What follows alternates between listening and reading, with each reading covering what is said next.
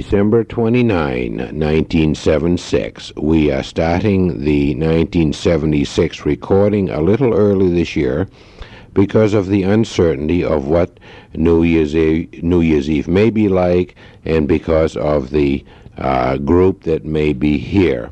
I am going to start this recording by transcribing onto this tape the recordings which I have made on my Norelco over the year 1976. New Year's Eve, 1975. A quiet evening was spent at home with some of the kids. Mike was absent. Bradley called up at the last minute saying that his son had some sort of an infection and that he couldn't make it, despite the fact that Ma had gone to all sorts of elaborate preparations for their arrival. Jeffrey didn't show up. We did not expect him. EJ is in Kentucky with his family. Jeffrey didn't show up, as I said before. Clayton was here all night and enjoyed the festivities along with the rest of us. Matthew had some of his friends in the attic, and he was in and out of the festivities most of the evening. Dave, we never saw. Apparently he was out with Hardy somewhere, and he was not to be reckoned with. JP was sleeping over with one of his friends, so we did not see him either. Thimu was here, and she said a few words on our tape, and she went to bed early. Timmy was also in and out, so we didn't see too much of him either. We were surprised by a visit from Ernie and Adele well on in the evening, who invited us up to a party being held up at the Robidoux up in Harrisville. However, since we were not invited by the Robidoux themselves, we felt it inappropriate that we should attend. We therefore sat around and looked at old photographs in the living room, made the usual annual tape, watched Guy Lombardo, had a few snacks, and then went to bed. Happy New Year. January 1st, 1976, Myra and Dad attend a brunch up at the Hartleys. The usual beautiful spread was put on by Martha, and we just had a great time talking with everybody and enjoying the first day of the new year.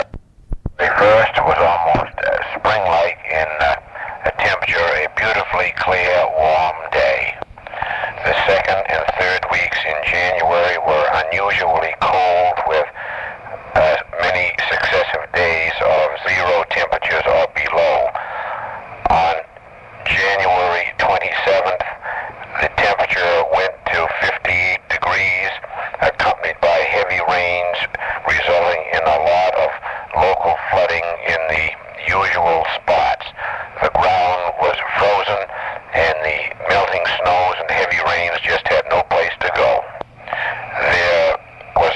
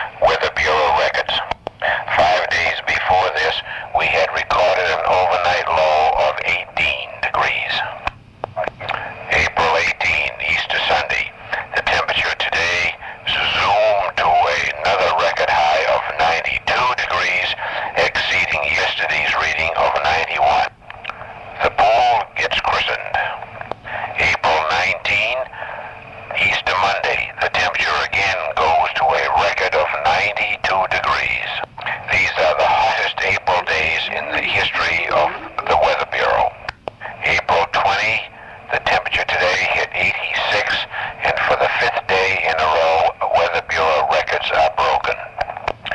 Susie undergoes surgery on this date.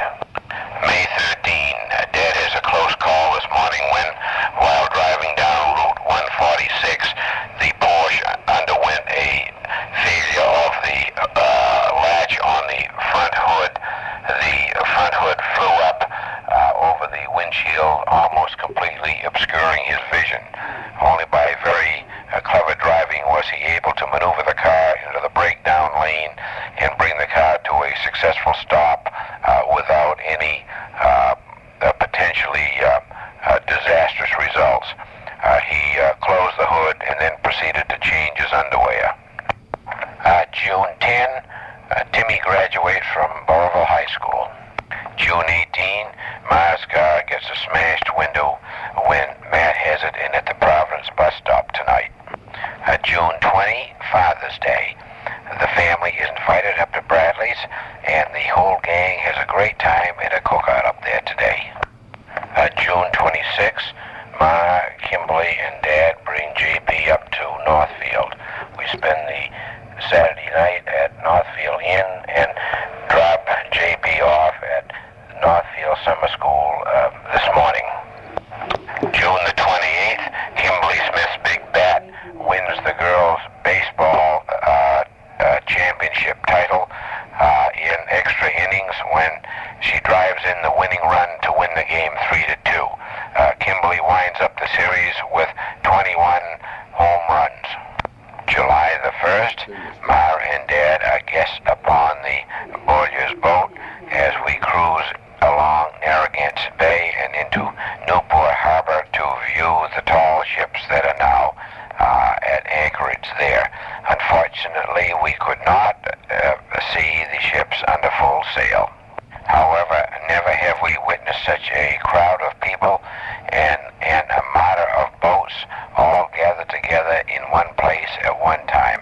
Absolutely spectacular, and we would not have missed it for anything in the world. July the 8th, Ma and Dad begin a 2-week vacation. July 15, EJ and family leave Oakland. We'll start their long trip back to Tennessee tomorrow morning. We're going to miss him. He did a lot of good jobs around the house here while he was at home on leave. One little casualty resulted when EJ hit his automobile door in trying to get it open and broke his hand. August the 7th, Ma and Dad and Kimberly and Craig drive up to Northfield to pick up JP after 6 weeks of summer school at Northfield. It rained all the way up and rained most of the way back. Let us not forget that in this month of August 1976, Michael Smith made his final payment to the Industrial National Bank, clearing up a loan that he made over 7 years ago. A loan which has cost Dad several $1,000s. August the 10th, Hurricane Belle, downgraded to Tropical Storm Belle, hit this area early this morning with torrential rains and winds which were recorded on my wind speed indicator as gusting up to 60 miles an hour. Heaviest damage locally was done to the weeping willow tree in front of the house, which had one branch 18 inches in diameter torn loose and made quite a mess on the lawn, together with many other branches of smaller caliber which also fell from the tree. Damage to the town in general was practically zero. We spent all afternoon on the 9th getting ready for the storm, buying batteries, storing water, food, and that sort of thing. But fortunately, we experienced no power failures, and even the roof didn't leak. Total rainfall for the last 4 days, including Tropical Storm Belle, was 5 inches even. Turn this tape over and continue. August the 19th, Clayton gets a ticket for speeding. August the 20th, Matt leaves for a Florida vacation. August the 27th, Jeff drives Clayton back to Clarkson. As usual, they have a nice rainy day to make the trip. September 5, Matt leaves for URI, second year.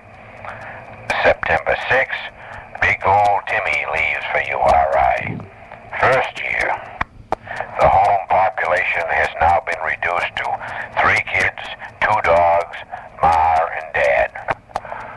October 13, JP is confirmed at a very impressive ceremony at Our Lady of Good Help tonight. Bishop Gelano administered the sacrament. October 28, 2:20 a.m. Lizzie dies very peacefully at the Overlook Nursing Home. October 30, Liz has her funeral mass said at Our Lady of Good Help parish in Naperville by Father Gurdon. A few friends and close relatives and the family are all present. A very simple but yet very impressive ceremony. November 2nd, Election Day. Jimmy Carter and Dorothy L. Smith are both elected. November 25th, Thanksgiving Day. Weather-wise, a beautiful day. Absent from the usual dinner were Bradley, Jeffrey, and EJ. Bradley and Jeff, however, put in delayed appearances later on in the afternoon. And EJ called us from Kentucky. December 25th, Merry Christmas. All hands on deck with families except EJ down in Kentucky. Phone call is sent down to him and everything seems to be okay at that end too. Santa Claus was good to everybody. December 29, just to close up the year right, Mother Nature presented us with a 12-inch snowfall today. It was a good thing that the kids were home because they got it all cleared up spotlessly before 1 o'clock when the first patient was due to arrive. At that time, Dad could sit down in the driveway without even getting his pants wet. And so I end my little diary of the past year, 1976. Now, because of the uncertainty of tomorrow and the day after, which is New Year's Eve, Dorothy thought she might want to get